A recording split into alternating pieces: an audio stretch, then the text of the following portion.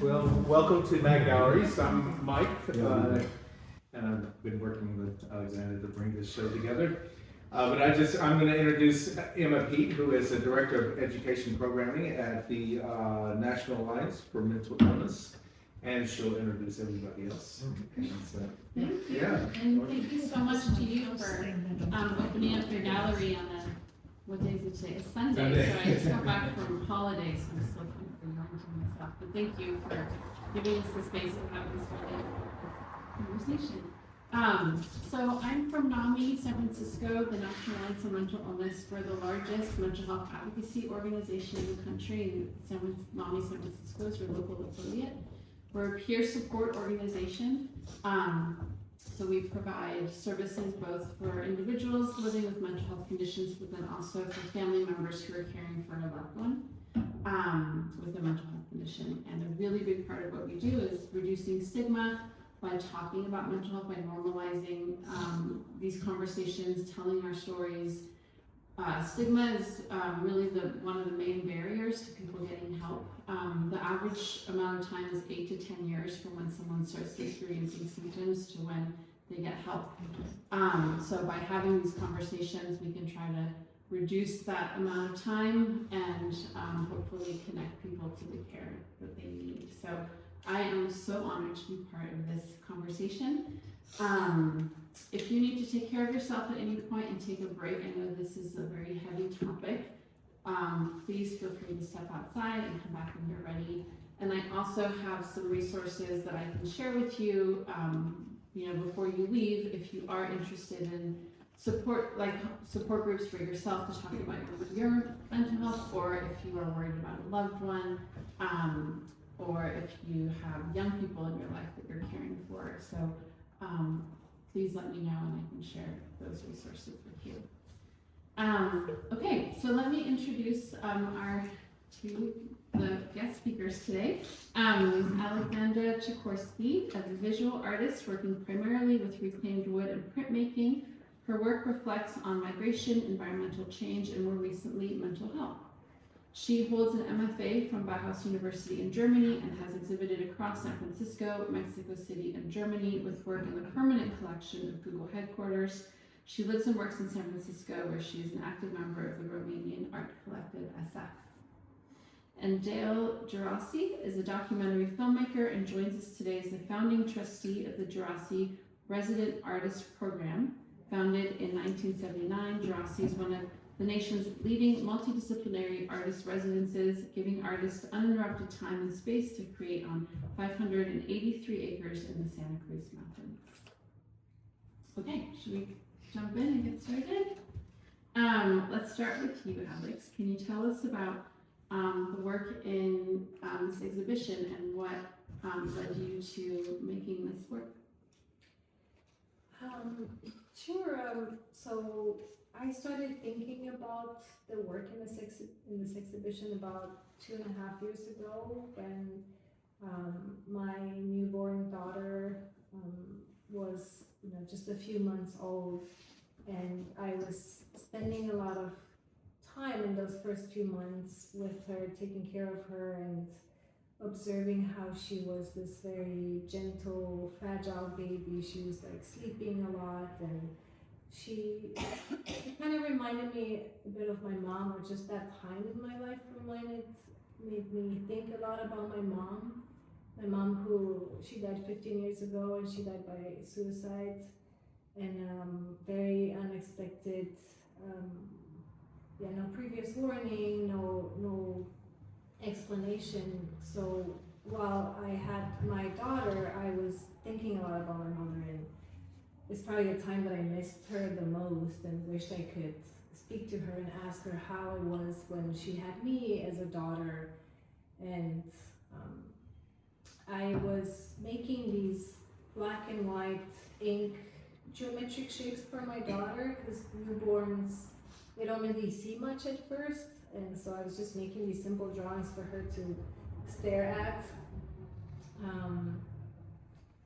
And that reminded me of my mother's drawings. My mother was not an identified artist, but she would make these drawings on like with fountain pen on graph paper, like in black and blue, and she was always making those. Like either she was talking on the phone, doodling, or just by herself relaxing, and it's something that I've kept of her, an entire folder of these little drawings. So I started thinking about making work using these drawings, and it became this imaginary collaboration with my mother of like trying to figure out how to merge her drawings, which are these symmetrical patterns, with my more organic shapes. So it's a matter of like, how do we bring those two very different visual forms together? So I decided to, for the most part, carve my mother's patterns into wood compositions, because I thought that was a really fitting way to talk about what gets passed down or carved into us, basically, from the people who raised us, or even, you know, generations, like whether it's culture that gets passed down to us, or education, or trauma. There's just many things that are part of us that came from other people that raised us. And I did a residency in Berkeley this year at Kala, it's a wonderful artist residency for printmaking. And I knew I was going to be printing these works there. And similar to the carving process, I thought the printing process was going to be a fitting metaphor for this particular body of work, where there is an imprint and also a mirroring of something that gets passed down to us. And what I also liked is that in print, for the most part, my mother's drawings are the negative spaces, like, because what's carved doesn't retain the ink. My mother's drawings are what's missing from the image, which is, you know, her absence from my life. Like, she's part of my life, but she's also what's not there anymore. And I guess maybe I'll just mention one more thing, that I wasn't planning initially to talk about my mother's death or suicide.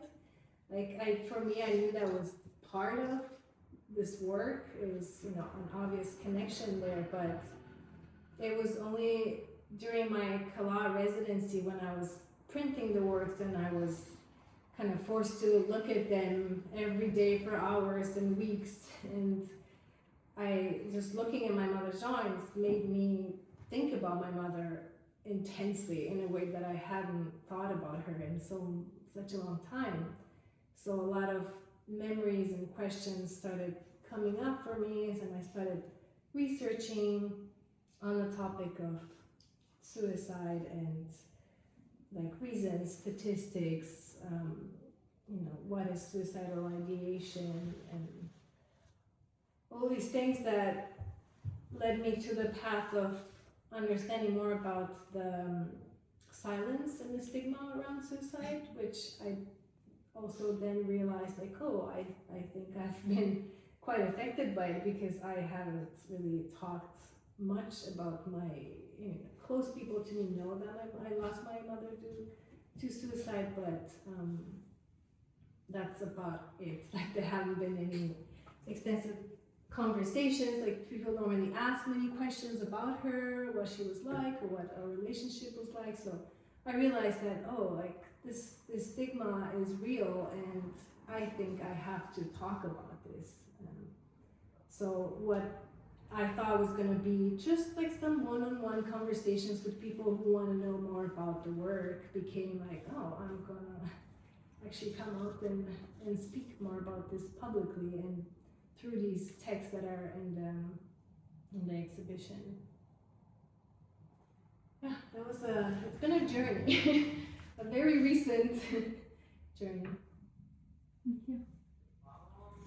Dale, you're a resident, the Djerassi Resident Artist Program has supported nearly 3,000 artists across all disciplines. over the last 47 years, can you tell us about how the residency was started? Certainly. First of all, I do want to just say thank you for choosing to do this, for being moved to do this. And when you told me about it and asked me if I would, well, I came and saw the work and then engaged here. I think it's very, it's not just, it's the art is great, I think is great. So we're talking about art. There is the topic of stigma that came up here, and that's a very real topic. And I think I can talk about both those things in the context of this artist residence program. But I just wanted to say to you, I think it's very brave of you to do this, and I really admire your decision to do it and the way you've undertaken it and the work and what it represents and how you've decided to just be very open and direct about the topic. And so I just wanted to say that to you here. Thank you. The artist residence program, the Djerassi Resident Artist Program, does originate from a suicide. That's the blunt fact of it. My family had a cattle ranch in San Mateo County up in the coastal mountains. Well, that's not where we lived, but we had that, and I worked on it sometimes, and I liked going there, and I made my home up there. And then a few years later, my sister, who married her boyfriend from Stanford, and she was an artist. They had been in San Diego where her husband went to medical school. They came back. He was at Stanford in the residency, doing his residency in the cancer intensive care. And my sister and he, my brother-in-law, decided to make a home up there on that ranch. It's a very beautiful place, natural beauty, big Pacific views, and a great place to be. And she created a home and studio, and she was there, and he was down at Stanford, as I say, in the cancer intensive care, doing radiology, and all seemed quite well, amazing.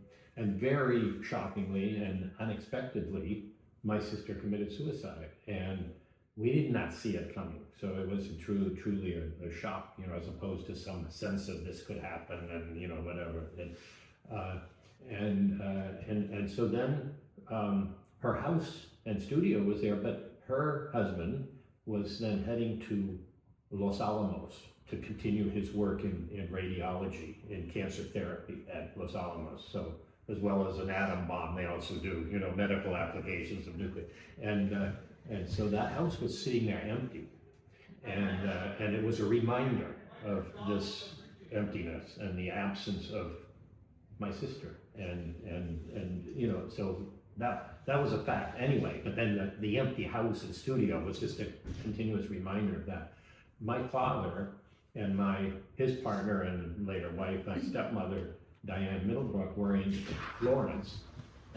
They were in Florence, kind of still processing the grief. And Diane, who was a writer of note, biographer, professor at Stanford, and also a co-founder of the Center for Research on Women at Stanford, made a comment.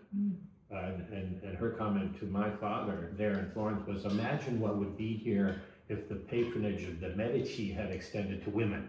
That was the feminist in her making that comment. And that was the spark. And when they came back, we, the two of them and I together, started a program with my sister's house up there in her studio, offering a residency for a year at a time for a woman artist to live there and receive a stipend, and at the end have a show, an exhibition of their work at Stanford. And we did it in collaboration with the art department at Stanford and the Center for Research on Women at Stanford, which was co-founded by Diane Middlebrook, by my stepmother. And that was actually an extraordinary thing to do. And the women that had that opportunity were extremely grateful and enthusiastic, and amazing work was done, and they were very diverse people. during that time, we got out of the cattle business. So on a separate part of that land where all of that was going on, the cattle were sold. We had a different ranch somewhere else as part of the cattle operation, sold all that, but retained this land, and it was still there with a 12-sided barn and a ranch manager's house and all those things. And so then we decided, again with Diane really as the sort of a spark, she motivated us to do what was already happening on the East Coast with two venerable artist residencies, one called MacDowell in New Hampshire and another one called Yaddo, which is in New York. And those two are over 100 years old, and they were already very venerable. And they have men and women in different studios and for say a month at a time. And so we created a program modeled on that, utilizing the buildings of the ranch. And that was then on about almost 600 acres of land, 500, whatever you said, 583 or whatever acres of different environment, redwood forest, rolling grassland, big Pacific views, a beautiful place with these buildings, and converted the buildings into studios and the ranch manager's house into an artist's house, and then offered residencies to men, women, and different disciplines, and over a period of time created a choreography studio and a composer studio and visual artists and writers. And we're approaching 3,000 residencies over the period of time that's existed. And it does come directly, no question about it, out of something profoundly traumatic and tragic, which was my sister's suicide. And so I do find myself from time to time asked to talk about the program, and including how did it come to be, not in a conversation such as this where suicide is the topic, but where the artist in residence program is the topic, and the origin of it is just a natural part of addressing it, and this happens to be the origin story. And so when I do that, often I find that somebody will come up to me afterwards and thank me for talking about that openly. And they're talking about my sister's suicide, not exactly the artist residence program, which is what I'm really talking about at a moment like that. But when I include, because I've had that piece of factual information as part of the origin, and people come up to me and they say, thank you for saying that. And then they have a story, and they say, I had an uncle, I was told that he died of cancer, and then I later found out that he committed suicide, or we never could talk about it. I mean, it was like, all these kinds of stories that responding to just me, mentioning that this artist program started with that. So I'm very aware of this phenomenon of stigma, meaning, families that, and what stigma is a word, but it just all the reasons for not talking about it or addressing it, including stigma in sort of kind of the worst possible sense of stigma, but also just, the emotional distress and other things that might lead to not talking about that. I mean, I can accept that. In this case, just by the circumstance that I've described here, I do talk about it, and I did anyway, even though this came early as a response to that. So I've been talking about the artist program, but very openly about my sister, and so I absolutely feel that it's critical, that we, as a society, that we talk about. There are things that are difficult, and this isn't the only one, but this is one of those things. As when we were talking, when the two of us were talking, and I said, I think everybody thinks about suicide. I imagine that. I mean, I don't know what everybody thinks, but I think that probably every human being has the thought, at some point in your life. Yeah, at some point. I don't mean that they're saying I'm going to kill myself. Just the thought, the notion of the phenomenon of it, the existing, that possibility. I believe that's probably true. I mean, I find it hard to believe that somebody never has that cross their mind.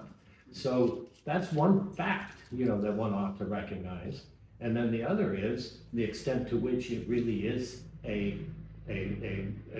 failure of our, and I mean failure in quotation marks, of our ability to address things that can lead to that. Now, it's a more complex topic, which I'm not necessarily thinking you to be talking about here though, but I'm gonna mention it from in my own thinking about it, is that it is complex. It's not just a black and white issue. And I think, you know, having the right to die in the way you choose or whatever probably has to be acknowledged as something that we need to consider, you know, and that would be, and we already are as a society looking at circumstances where somebody has a incurable and very excruciating condition and elects to die, and that's by choice. And so then you would say, I would say, I mean, I can speak for myself, I would say, I don't think that's should be against the law, or, you know, I mean, in other words, I think there's a place for that. And so then where is the line drawn? And so there's some complexities around the topic that I think are very real. It's not, like I said, it's not black and white. But it interests me, obviously, because I was profoundly impacted. I mean, you don't get over it. You learn how to live with it in some way. And how you do that, and suppressing it is what we've acknowledged, and you have, is one thing. You know, just suppress it and like it didn't happen, or we can talk about it. But since we're here talking about it, and I think that's really important. And so thank you for, you know, inviting me to join you in this conversation and this amazing thing that you're doing here. Thank you. One question that came up when we met before was how, you know, obviously losing a loved one, you have to grieve. It's a very difficult thing, but when you lose a loved one, a sister, a mother by suicide, how does that impact the grieving process, and how do you grieve for someone who's died by suicide? Since you've now feels like more recently been sort of speaking about it, how do you feel like that's helped you in your grieving process? Yeah, I think what came up for me while I was creating this works for this exhibition, and I was reading and researching about the topic of suicide and mental health, it kind of hit me actually all of a sudden that I don't think I've properly grieved my mother's death. I don't think I fully processed it. I think, you know, I went through some things in the aftermath of, you know, her disappearance and her death, and it was shocking. And then I was actually in the process of moving from Germany at the time to the United States. So life just kind of pushed me forward through a new place, not having many people around me that I knew. So I didn't really talk too much about what had happened to her. So fast forward 15 years, now I'm like looking at her drawings and thinking a lot about her. And I think what was part of the fact that it all happened, or it came together now, is that 15 years, I don't think it was so easy to research about just any topic, where you go online or all these tools now and you like ask questions and you can get a million answers and book recommendations, and research is, I think for me, was certainly so much easier. So the answers were a lot more accessible. But yeah, through all of this, I realized I haven't been grieving, because I think grief requires us to talk about, let's say, losing someone, too many different types of people, right? It's like having maybe a conversation in therapy with one person is great, but that's not enough. Like, I think grieving requires just a multitude of people, and not having, I don't know if I wasn't able to, but it just hasn't happened that I talked about her and my mother and her death, that yeah, I think my grief was quite hindered, and I don't think I caught up with it suddenly because I've made this work and I've processed so much through it, but it has definitely helped. It has definitely helped to think about it in a very focused way and talk about it publicly for the first time, which is a very new experience for me. And And you talked about it a lot more, because through the artist residency program, you've had a lot more opportunities to speak openly about it. And your family was really, did that a lot, like very open about talking about what happened with your sister. How do you feel like that helped with your grieving process? Well, I mean, that's a good question. I can't say that I've actually even analyzed it that much. The fact is that it was something that was not suppressed or stigmatized in that sense. It was just a very tragic and gut-wrenching and traumatic event that happened. And then she being an artist, and the story that I told about the artist residence program coming up, with her home and her being an artist, and it was very organic in that sense that we ended up with a, now these many decades later, a very thriving artist residency where a lot of creativity has occurred. And I mentioned that I talk about the origin in certain circumstances and mention that and get people responding to that. The other part of it is that while it's not in any way imposed on any artists in residence that go there, other than it's a fact, and it's there noted as a fact, but it's not like this is the theme of this residency or anything like that. But people that go there, and we've had people from all 50 states and 50 some countries, and very diverse range of people, and some, I would say, meaningful number of those people do respond to that story about the origin of that program coming out of something as very extreme as a suicide. That's what created this laboratory of creativity. And so there are people that are doing things that do respond to that in a contemporary context. And I'm not there.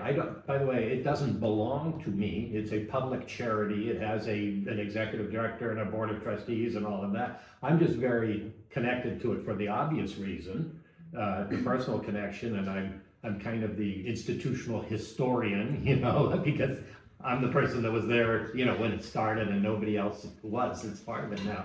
So I'm very involved, but I'm very aware of artists who come there, people that come there in different categories and disciplines who do respond to that fact, that story of the origin, and it does have meaning to them. So for me, in a sense, and it's just this is a personal element of that thing, as opposed to its public function and all of that, is that I do see that, I feel that as in a sense, a legacy of my sister. So I feel like, I don't know if grieving is the right word for it, but dealing with that in an ongoing way through that, I would say is something that happens. And I don't want to overstate that, because there's a lot else related to the artist program that has nothing to do with the origin at all. You know what I'm saying? I'm going to be very clear about that.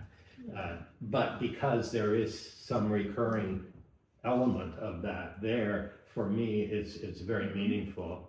And so, and it doesn't have to be that for anyone else, from my perspective.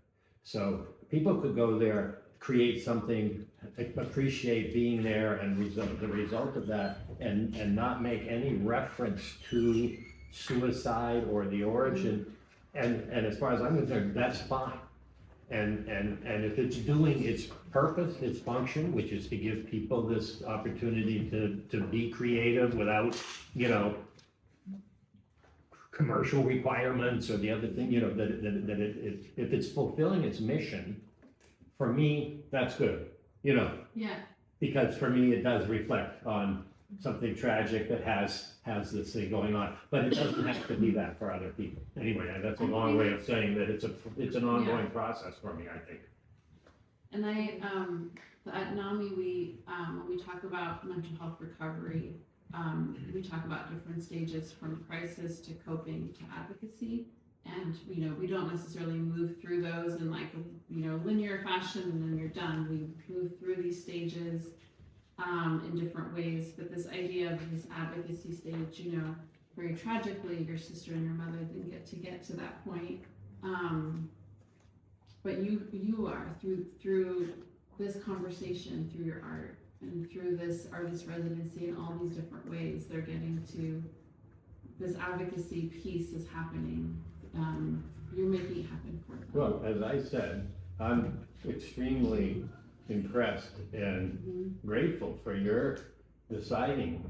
You obviously made a decision. I'm going to do this, and I did the work has the root in your mother and her drawings and your desire to deal with it, and art is clearly in the story here. I mean, it's and there's creativity, and that's creation coming out of something that's very sad. And the story I'm telling is a different version of it, but there's art and creativity coming out. So we're sharing some kind of common space here, you and I, on this topic. And but other people are dealing with it in other ways. Obviously, we're here talking about how art is. Yes. Is a piece of what we're talking about and dealing with it. But is there more you would say about how art has different ways of opening up these difficult conversations?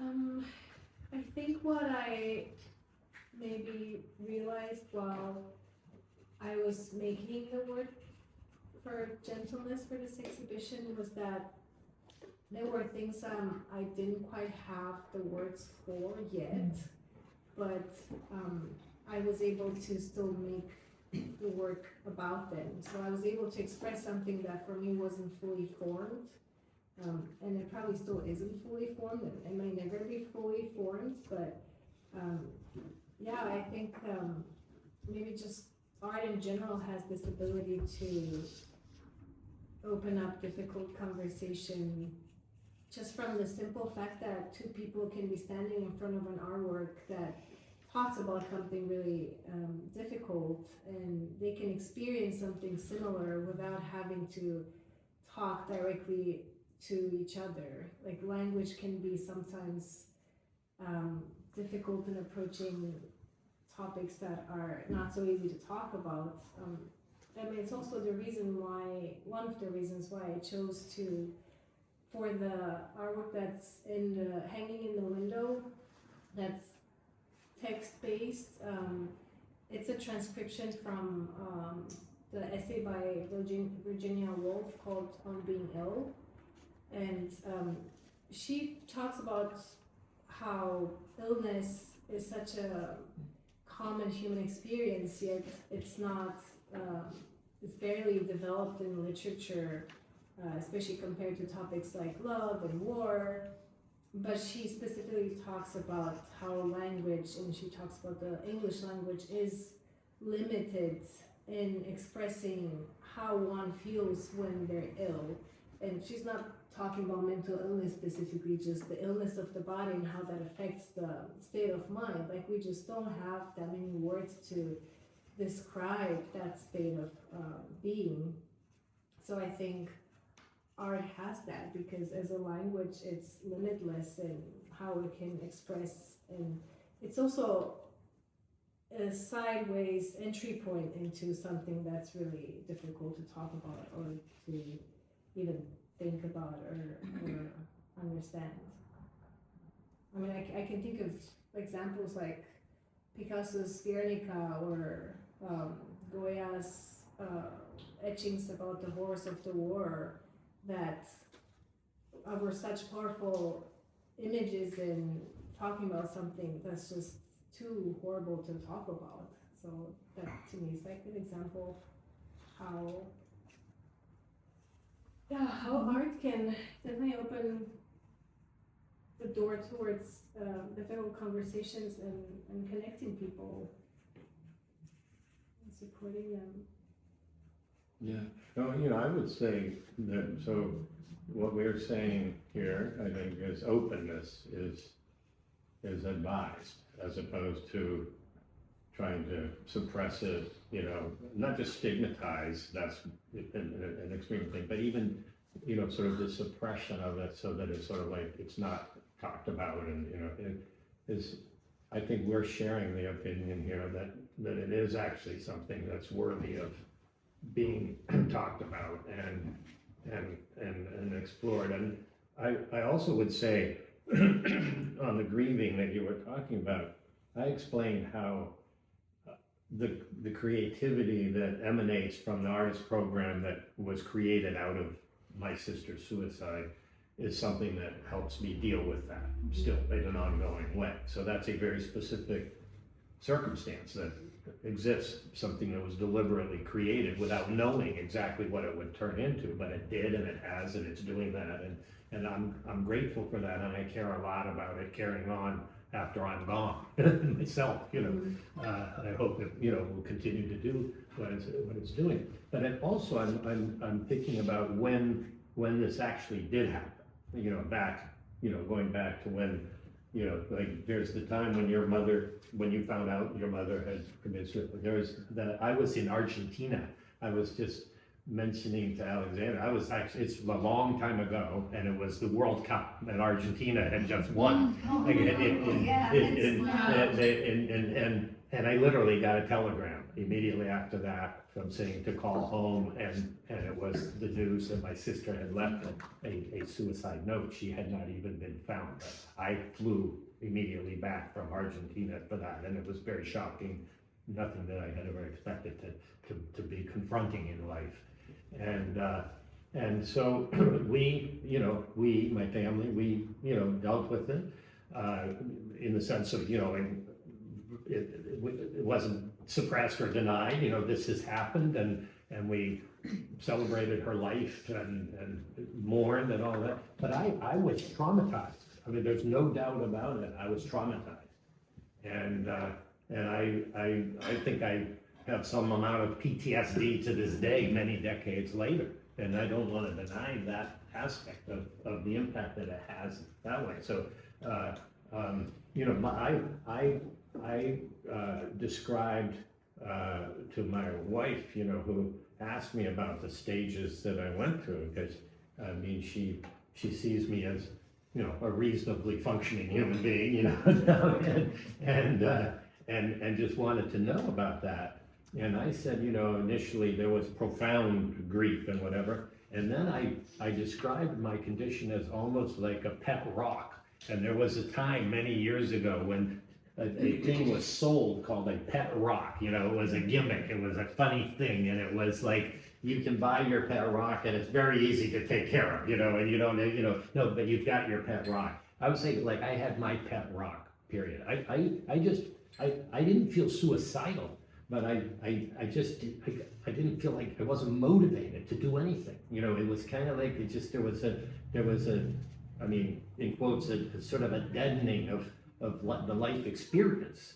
And my wife asked me, how did you deal with that? How did you come through that? And my answer was quite simply, I had friends who were prepared to take a pet rock for a walk, basically, is what it came down to. And I had some very specific friends that actually insisted, and I think that was how I helped personally to emerge from just kind of like unplugged from everything and with not wanting to kill myself, but no motivation to being engaged, and happily able to put a lot into this artist residence program, as well as the other things that I do that have to do with filmmaking and different things. But this program is driven by what we're talking about quite clearly. Yeah, I think what resonates with me from what the Djerassi residency is doing in a much smaller form for me,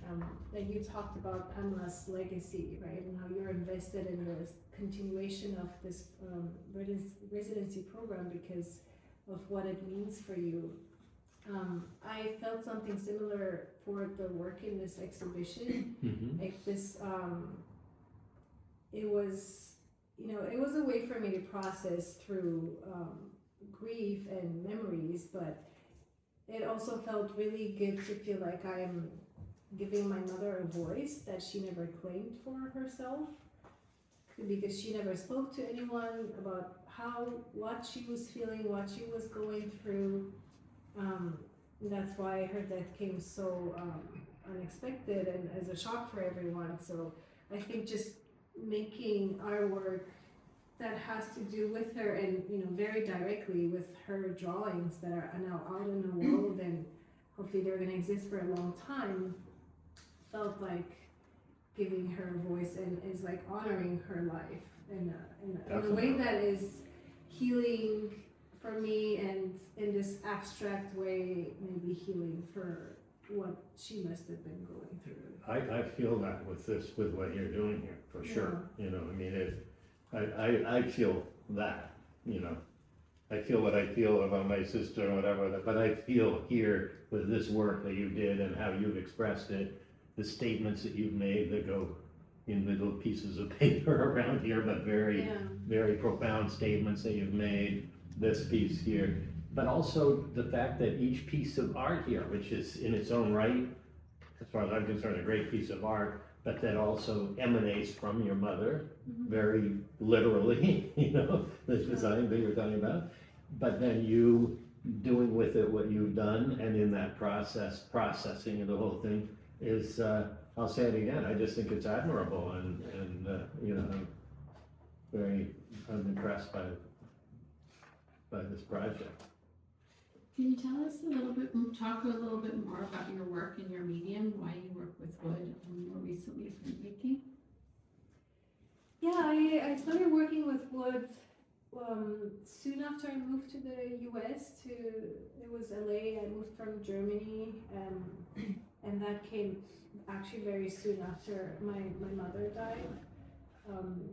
And I was living in LA, and what was really one of the most surprising things to me about California was how houses are built here out of wood. I just remember seeing like a construction site and being very confused. Like, why are there these like sticks of wood, and where are the bricks and the stones? And but then I would see, especially in renovation sites, all these beautiful pieces of like slabs, large beams of old growth redwood and Douglas fir, and you know, coming in contact for the first time with nature here and the redwoods, I was just shocked. Like, how do people just throw this away? So I adopted a few of these pieces, took them home, and that's how I became interested in wood. It wasn't initially part of my art practice. It was a hobby that existed, a bit of an obsession with like tools and joinery. So I made a lot of furniture at first, but then it kind of merged with my art practice, and then it completely took over. All the wood that I use is repurposed or salvaged. Just talking about some of the themes in my work, since like suicidal mental health is a very new approach for me in my topic for me to approach in my work. That up until now, a lot of my thoughts have been around consumerism and also migration. Like, as an immigrant, I've first immigrated to Germany from Romania and then to the United States. I feel like I've been around many different cultures, and especially here, noticing how they're all intermingled. So at some point I came to see the different colors of wood similar to the different skin colors, because most of them are actually quite surprisingly similar. So the way I intermingle wood with taking into account the colors has a lot to do with with just the melting pot of cultures that exist now. And then printmaking is something I did a lot in university, like etching. a very different kind of printmaking. So it's been a long time, but I recently returned to it. First as an experiment, I was just curious because most of my works are kind of flat surface. I thought, I wonder if you roll ink on it and you press the paper, what will come out of it? And then what was revealed to me is this amazing texture that wood has when printed. I learned a lot about wood over the years from working with it, about different types of wood and grains and colors and everything. But this has been such a discovery for me, like the way the wood grain can print. I find that really, really beautiful.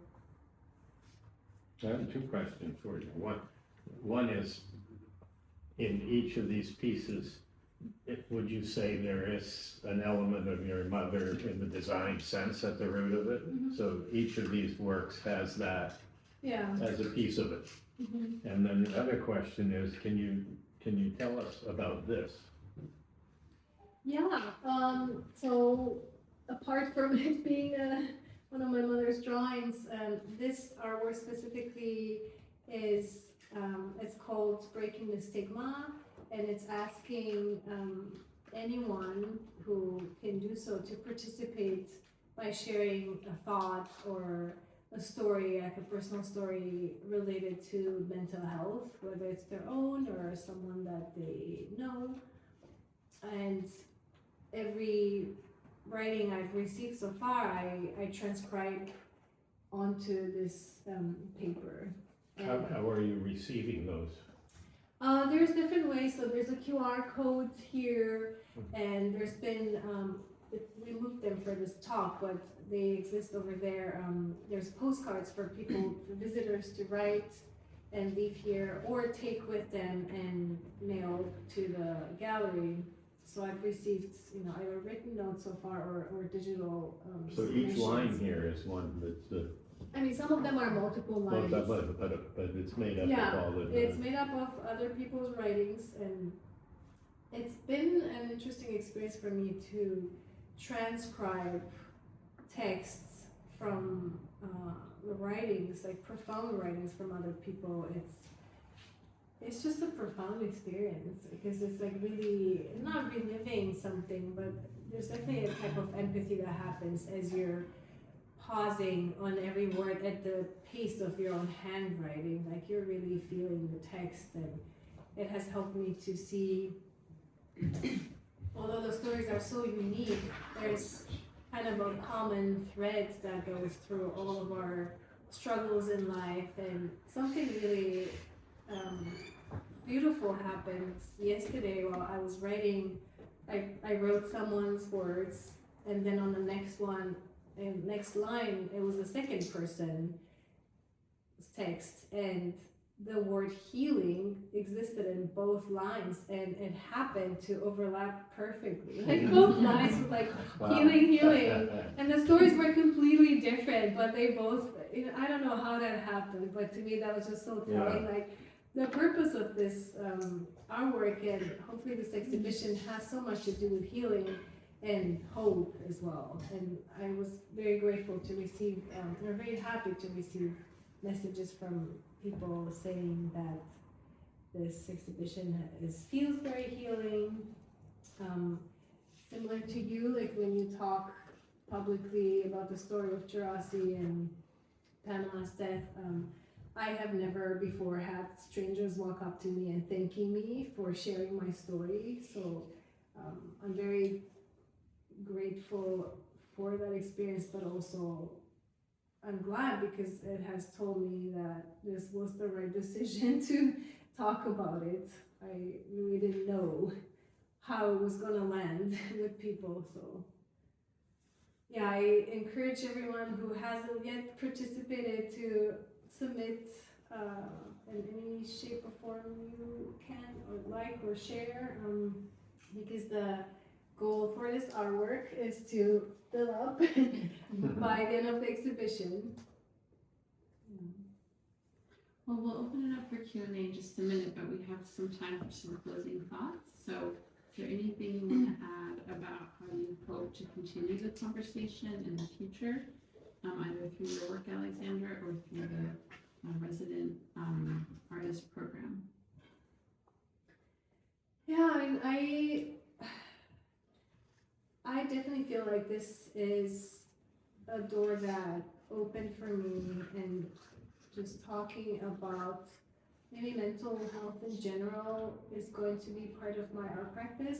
I mean, not necessarily talking, being very vocal about it, but I do feel like it's going to be part of my artworks from now on, like similar to every new theme that has developed in a body of work.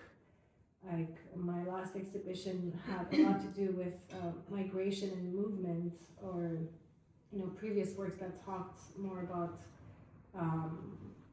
just consumerism and the loss of craft and traditions. Every time I've worked with an idea, I haven't just exhausted it and put it aside and moved on to the next. Like, it's all just been like layers added to what I'm thinking about. So yeah, I feel like this is kind of the beginning of something that will continue. Well, I mean, I would say, as I said, I think at the outset, I think that it is a topic that should be very openly discussed. I think it's complicated. So what we've talked a certain amount about how to respond to the experience of having a loved one commit suicide. That's our experience that we're addressing. But the other topic here is sort of more broadly the topic of suicide, and also suicide, prevention, meaning how can you address people's despair, shall we say, or whatever is happening to somebody who says, I want to choose death over life, if it's as simple as, as stark as that. As I also said earlier on, I think it is more complicated, and obviously somebody in great pain or who wants to die on their own terms, I have a lot of space for the possibility that actually should be considered, as opposed to treated, in some, extremely aggressive, way as something that shouldn't happen. I think that I happen to believe personally that it isn't easy being human. That just happens to be a personal belief of mine. I might be wrong, but that's I would say I have a sneaking suspicion, based on some of my own experience and other things, that it's not easy being human. And so to acknowledge that we have challenges with being human, or whatever, I think is important. And so not trying to suppress that and pretend that it's easy being human, and therefore, I don't want to talk about how it's difficult, shall we say, is the wrong approach. I think accepting that it's not easy, and then talking about that and dealing with that. I mean, that certainly has to go with the larger mental health category, but that's, I'm being maybe, I don't know what, philosophical or something, but I'm just saying, I think openness in that way, both in terms of prevention as well as dealing with suicide, is an important message. Yeah, and the residency program, I noticed has more involvement with the topic of mental health in general, right? Yeah, I mean, I don't think that it's ever been stated in a mission statement, that has a, direct, correlation there. It's stated by obvious understanding in the way that I've explained here, and do explain the founding of it, and also the presence of that knowledge among the people that come to one degree or another, and then the extent to which people do relate to that. I mean, that's very real, and it's very much a part of that place. So, So I would say, in some way, that the mission of that program, which is undisturbed time to do your work in a place of great natural beauty, and also to have the opportunity for collegial interaction. But then all those things are part of the mission and the preservation of the land. All of those things together, I think, do, without stating it, amount to something that has to do with mental health. Yeah. We have some time for Q&A. You're welcome to ask questions about the art, or really anything that you're wondering about. Yes. Thank you so much for sharing with us. I came for the beginning, or when the exhibit was just opening, and I really look forward to this talk. I have two questions around this theme of healing that build on some of what you've shared. The first one, I appreciate this theme of intergenerational representation and healing, how you represent your mother and also your daughter and yourself in your work. Something that stuck out to me that you shared was how this process not only helped heal you, but also likely might have helped heal what they have been going through, maybe like what your mother was going through. And so I'm curious on this theme of intergenerational healing, if you could speak a little bit more on that. And then the second question, building on the beautiful like collaborative work, I loved how you mentioned this pattern of healing that came up, and it sort of affirmed, and even you mentioned in different ways, this sort of, I think a lot in the arts of affirmation of this sort of sign of this is important, people are resonating with this. And I'm curious, as you were creating, if there were other signs of affirmation that helped you feel this is what I need to do. Yeah, on the topic of healing, I think I didn't, my intention when I embarked on this work was not to heal myself, but it was definitely, that resulted from it. And talking about healing, the healing of, you know, my mother, I think it just has helped me to make peace somehow with the fact that I will never understand what happened with her, what she went through, but I imagine it must have been really difficult if she came to the conclusion that she didn't want to live anymore. So it's almost like through all this like silence that has existed and around her disappearance and death for me and for my family, breaking that silence and talking about her as like for who she was while she was a person, not just focusing on, you know, how she died. It's almost like I've healed the silence at the very least. I don't know if a person after death can experience healing, but if it's possible, I want to believe that something went in that direction with all these, all the work that went into this exhibition. And the weirdest, maybe I'll just mention this really briefly. I haven't been to my mother's grave ever since she died 15 years ago. And while I was in the middle of this residency working on this and looking at my mother's drawings and thinking about her intensely, I received an email with a picture from my mother's grave. It was, I'm not going to go into details why, but the inspector of something from the cemetery was trying to find a person to let them know that the vegetation needs to be cleaned because it was overgrown. But it was just so jarring for me to be like, I was just working with my mother's drawings and suddenly there's a picture of where she is. I was like, okay, that was not expected. So, you know, maybe I interpret it as like she's trying to maybe communicate something positive, or like she's happy, or, you know, something was moving somewhere, and I hope it was a type of healing. Can you repeat it for just about this artwork? Yeah, you touched upon this. If there were any signs, anything that affirmed to you as you were creating, or even afterward, that this is important, this is what I want to focus on.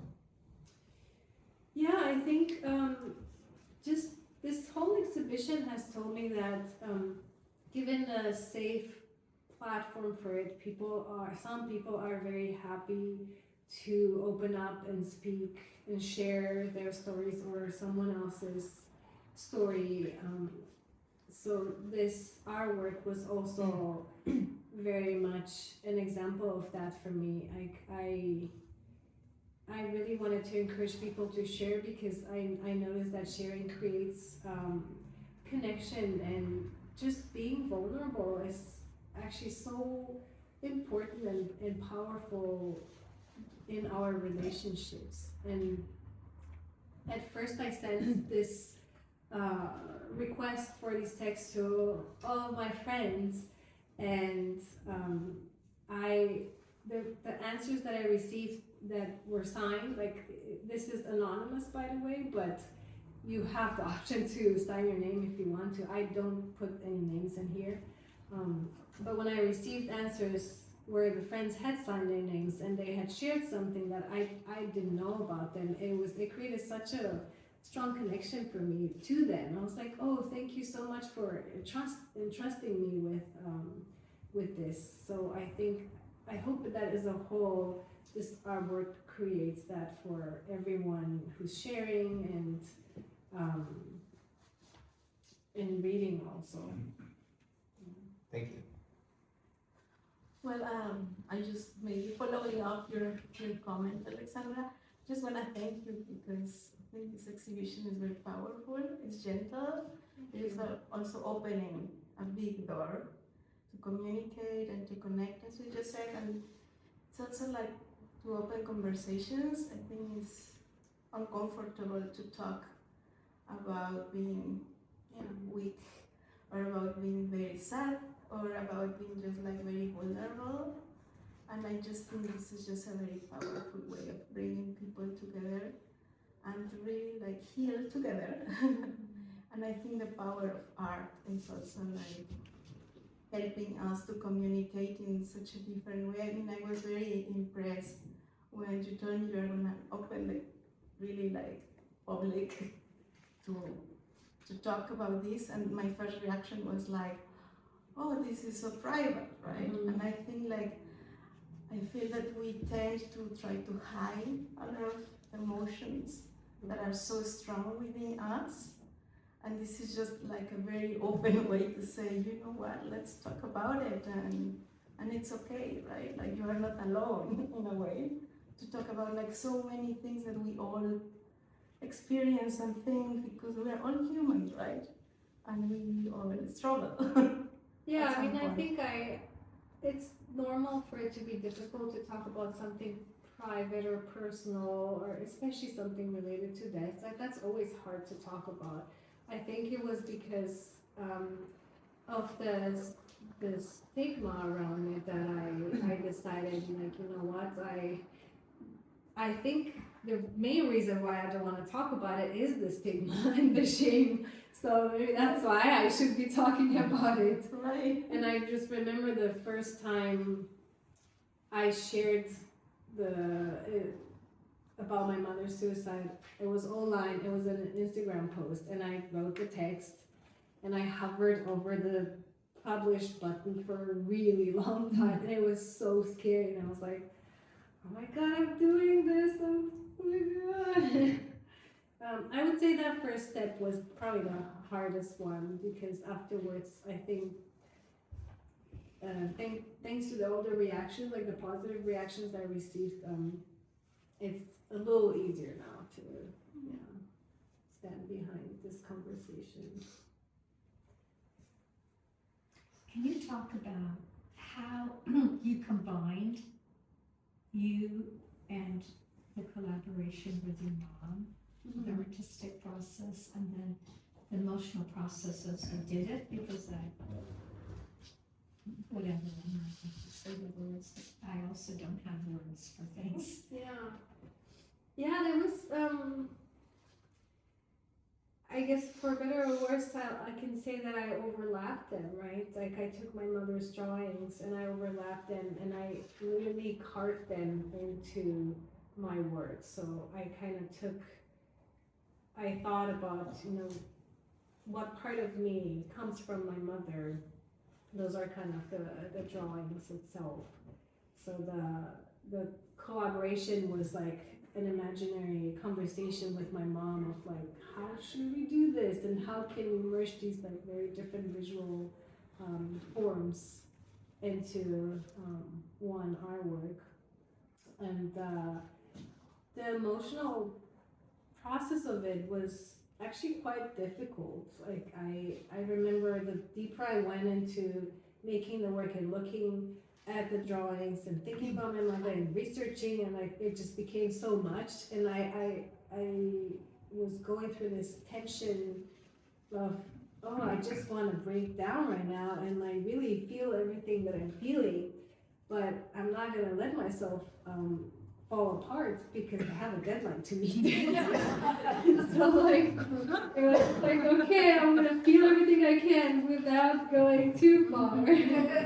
And I thought maybe the falling apart was gonna happen once the work ended and the exhibition opened, and I was gonna be like, oh my God, but it hasn't happened, I think, because I received so much positive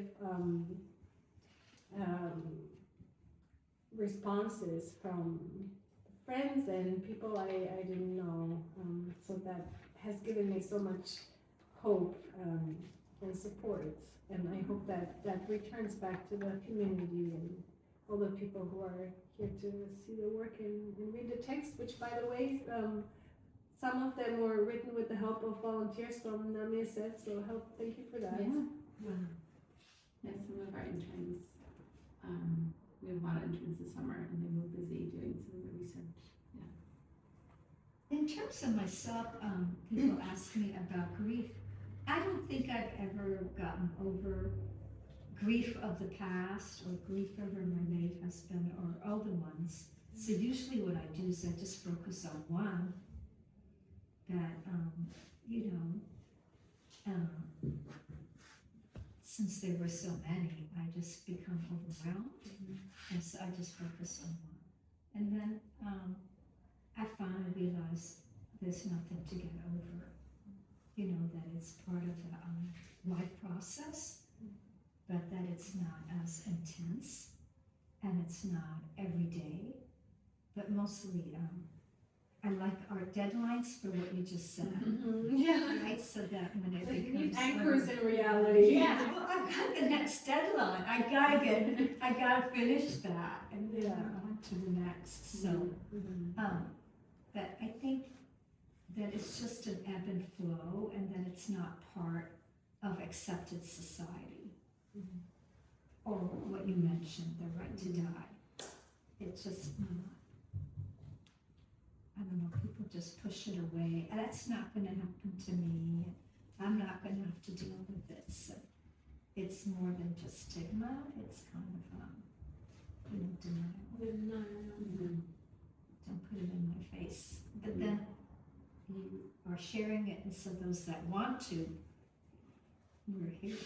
So I really appreciate Well, hopefully this work is a very gentle and entry point into a really not gentle topic.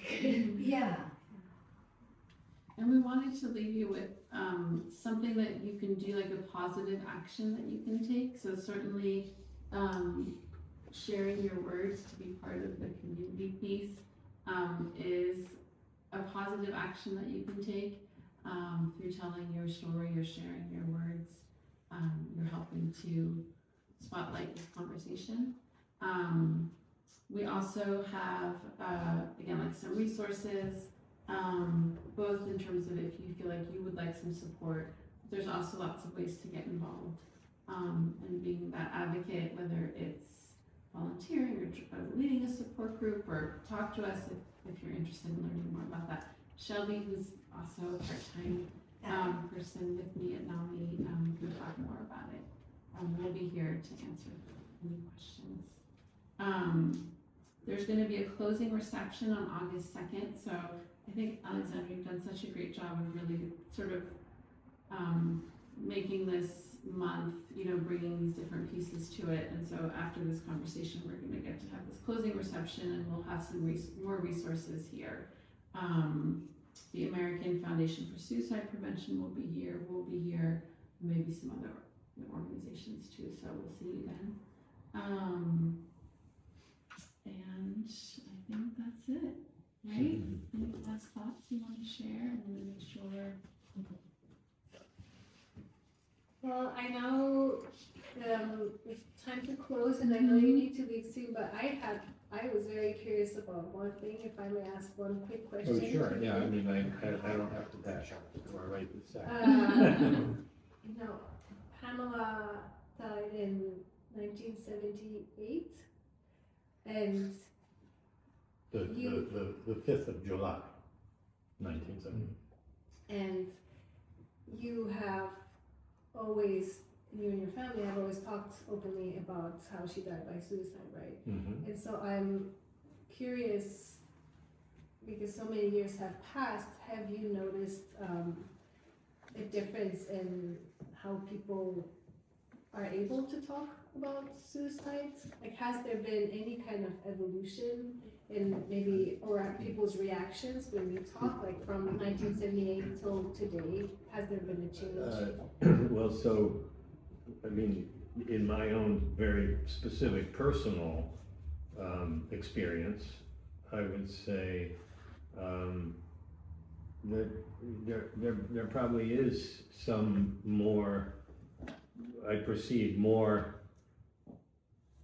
interest in talking about that over time from the origin. I do think there has been an increase in that. But I also think that then there's a societal question, and I think obviously society also has evolved, in many ways in that way. I mean, not everywhere and in every way, but substantially, and so I think both those things are true. My personal experience of it when I talk about the story of my sister, and then also I think much more societally there is that desire to be more open and address it and understand it to the extent that we can and do things about it. I mean, I think there's more of that now. And thank you to organizations such NAMI for helping open all these difficult topics, right? Not just suicide, but mental health in general. Thanks for having us. Thank you all for being here. And how did you all connect? Alexandra reached out. Yeah, I Yeah. helped Emma. I went on the NAMI website, like her. And then